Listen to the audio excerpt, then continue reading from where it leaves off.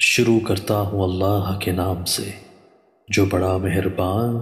اور نہایت رحم کرنے والا ہے۔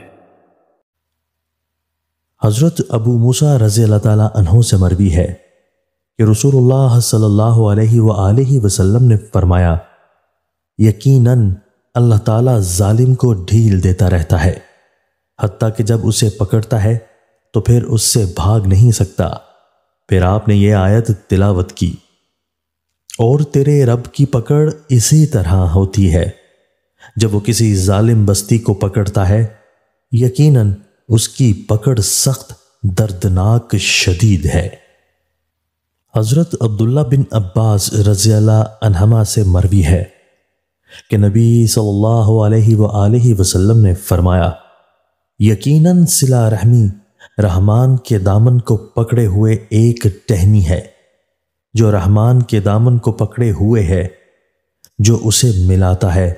اللہ اسے ملاتا ہے، اور جو اسے کاٹتا ہے اللہ اسے کاٹتا ہے۔ حضرت ابو ہریرہ رضی اللہ تعالیٰ عنہ سے مروی ہے کہ ایک آدمی نے کہا، اے اللہ کے رسول، میرے رشتہ دار ہیں، میں ان سے ملتا ہوں وہ مجھ سے دور ہوتے ہیں، میں ان سے نیکی کرتا ہوں وہ مجھے تکلیف دیتے ہیں، میں حلم و بردباری والا ہوں وہ جاہل قسم کے لوگ ہیں۔ آپ نے فرمایا، جس طرح تم کہہ رہے ہو اگر واقعی معاملہ اسی طرح ہے تو گویا تم نے ان کے منہ میں خاک ڈال رہے ہو،